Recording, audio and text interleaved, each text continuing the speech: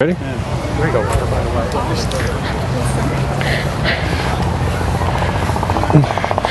Hello everyone, we are in Sunset, Utah at a small car show and ran into this really cool Ratrod. This is Al, the owner, and tell us a little bit about this car. Well, it's a 1930 Ford four-door originally. As you can see, the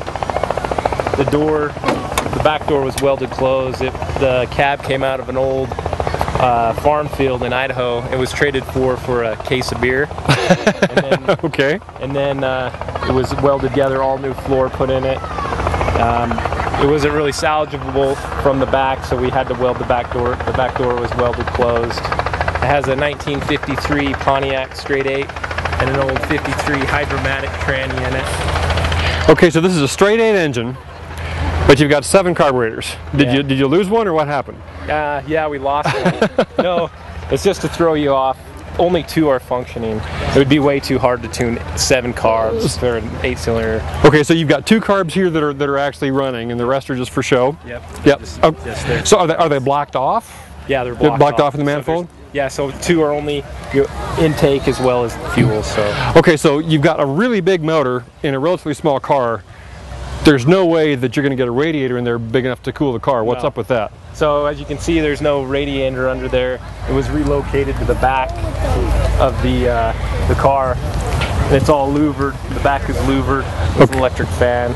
Okay, very good. Now you've got a lot of really cool detail stuff on this. So what does this? Oh, geez. Okay, so that's a working fire alarm. Yeah, it has a working fire alarm. Has an old early teens turn signal on it, off an old T-bucket.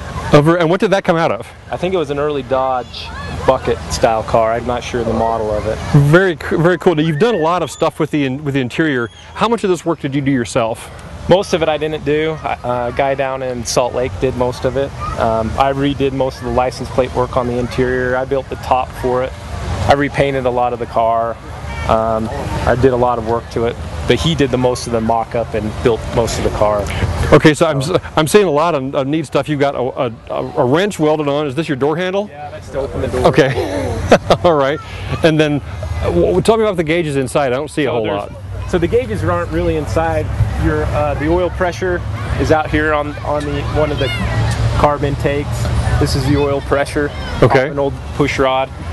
And then underneath, the dinner fork is the throttle. And it has an accelerometer, and there's old throw switches. They're not new type push switches. There's throw switches. And what do all those switches do? So you have your main power, and then you have a fan, and your electric fuel pump, and there's no key, so it just has a push button key start on it, and then it has just for your brights right there. It actually has lows and brights for headlights. So very cool. You got a beer tap.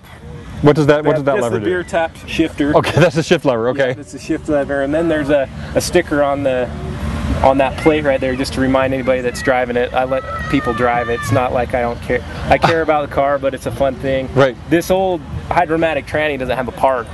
There's no park position in it. Okay. So, and usually where the park would be is reverse. So a lot of people that happen just to hop in it, or if I take it somewhere, I just want to make sure people don't throw it in there. And then there's the old e-brake on the side over there on the right-hand side, just a pull-back e-brake. And then all the interiors, just license plates.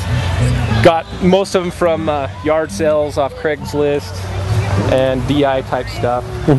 So, and the newest thing on the whole car is the top. So looks nice. So, does the whole thing come off? Yeah, the whole thing comes off, and then you can also roll it back halfway and strap it back. Well, that is really slick. That is a great car, and there's a lot of really neat detail stuff on this. Thanks so much for telling us about the car. For your time. Appreciate it.